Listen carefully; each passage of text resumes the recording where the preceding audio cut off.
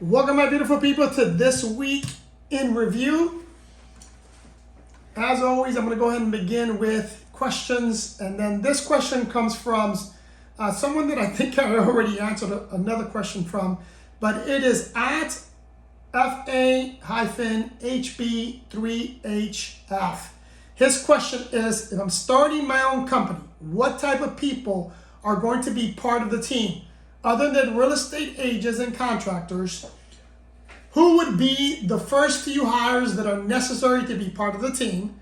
Lastly, how many properties should I be handling myself in terms of houses until I pursue the first team member? Thank you. Let's begin with your key hire, or who should you should hire. Now, in a short-term rental operation, you're going to need housekeepers. Housekeepers are going to be the backbone of your company. So make sure you hire some good housekeepers.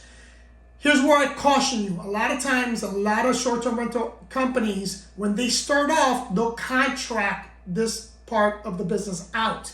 Be very careful who you contract, because not all cleaning companies are created equal, in the sense that a residential cleaning company is not the same as a short-term rental cleaning company. The two cleanings are completely different. In fact, I don't even think they're in the same world, right? One is a residential cleaning company, has a different focus and a different mission than a short-term rental cleaning company. So be very careful if you're going to contract this out, who you hire specifically. I'm a firm believer you should hire this in-house or contract it, but make sure those contractors are yours and they're not part of a company, because you want them to know your property. The better they know your property, the quicker they're going to clean it, and the easier it is to identify problems like stuff that's missing, etc. In addition, you want to train your cleaning staff so that they can know your specific cleaning protocols. So, cleaners, you're going to need to hire someone for customer service. I am a fan of hiring VAs for customer service. And you're also going to need to hire someone either in sales or operations, and or both. Now, when you're big enough, I would hire for both. But in the beginning, when you only have, like you mentioned, one property, then I would hire one or the other. And this is where your first hire, this is very important for your first hire, right? Taking out your cleaners, because you need to have cleaners in order to operate a short-term rental operation, because you better not be cleaning properties, right? Your focus should be running the business. But outside of cleaners, and I forgot to mention a maintenance person. You need to have a good maintenance person, right? But outside of your cleaners and outside of your maintenance staff, in your office, what I refers to the office staff, you should have someone first you should identify who you are as a business person. And here's what I mean by that. Are you better at sales, or are you better at operations? If you're really good at operations, hire someone in sales. If you're very good at sales, hire someone in operations. You need to hire experts, right? You can't be an expert in all of it, or you can't do all of it at once. So I would hire someone that's very good at sales if I lack that, or I would hire someone very good at operations. So for example, in my company, I hired someone for operations. I'm better suited and I'm very good at sales, hence why I was able to grow very, very quickly. But I was only able to grow quickly when I hired the right people, meaning as soon as I hired my operations staff, and as soon as the cleaning staff and my maintenance team was set, man, we grew very, very fast from there. So that's how I would answer your question. Hopefully I answered it. If I didn't, then go ahead and comment again, and then we'll readdress whatever part of the question I did not answer. Now, as always, I go into our operations, and I begin with revenue. So this week was a very good week for us. Let me backtrack, because as well, this week was a busy week for us, besides of the fact that we had a large number of, our sales was very high for this week, I also did a lot of traveling. I went down to Key West, and I also went down to Bimini. And we looked at we reviewed and we're consulting on some short-term rental properties down there. But both are going to do very well. One in specific that I want to identify is the one in Bimini. This property is a very unique property.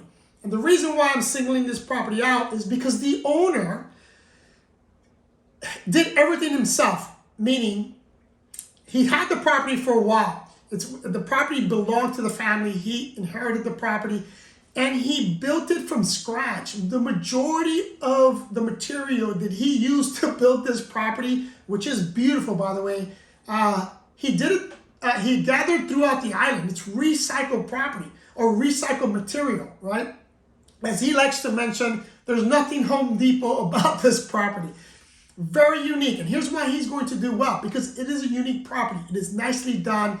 It is, he designed it and built it specifically as a short-term rental.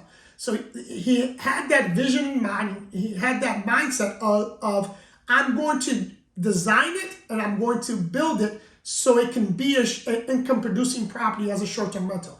Not to mention that it's in a beautiful location. It's gorgeous. If you want to see it right now, get a sneak peek in that property, it's in my stories. Highly recommend you go to my stories right now, because obviously stories are going to disappear, and you get a sneak peek of this property. He's going to do very well. Now, going back to sales, this week was a great sale. If you go back to last week in review, I mentioned that we're going to focus on increasing our revenue this month, for the month of December, by 18%. And we started off with a bang. Our rental sales for this week was $68,581 for 6 cents. Our auxiliary sales or other sales was $13,640.79. And project progress, not much has changed in terms of the two properties that we're working at, other than the fact that, again, if you go to my Instagram, you see that we finished the outside of our South Miami project, and in our Fort Lauderdale project, where we're in the purchasing stage, we purchased some great furniture for the property. Now, let me touch on that for a second. If you're in this business and you're going to do more than just managing properties, meaning you're going to rehab, you're going to be the person decorating or doing the design of these properties, then you need to establish relationships. One of the most important relationships we established in relations to this specific topic is relationship with consignment shops. We were able to pick up some great living room furniture on pennies on the dollar. These are leather sofas. They're current and they fit our design, right? They're in really good condition. They're almost brand new. You're going to see them once we finish the product, but we bought them for pennies on the dollars. I can't tell you how much. For example, the average leather living room set, that if I were to go to buy this specific living room set in a furniture store, it's going to cost me around $5,000. I paid $500 for this specific living room set that I'm talking about, right? But I wouldn't have done that had I not had a good relationship with these consignment shops. They call us the moment something comes in, and it's something that they know is going to be well suited for what we do. We get that call. We got that call. They send us the pictures. I immediately said yes to the purchases, and I really believe we hit gold on these on this go around, right? We did very well. Now, that's the project progress.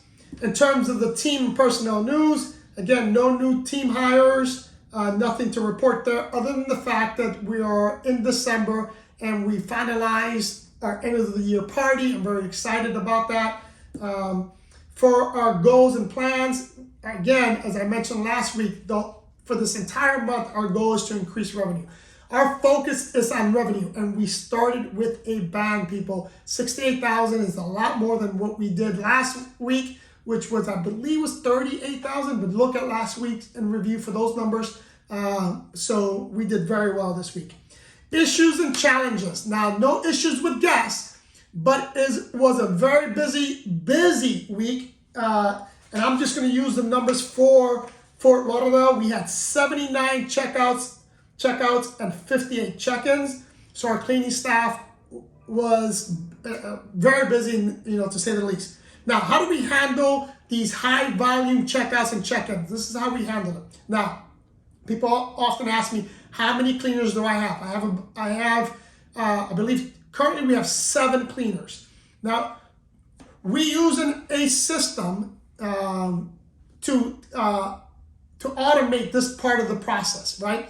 So the moment a check-in comes in, the moment a reservation comes in with our checkout date and our check-in dates, those get put into our housekeeping software, and it gets assigned to the housekeeper that's assigned to that particular property. So they're notified way in advance when that cleaning is going to take place.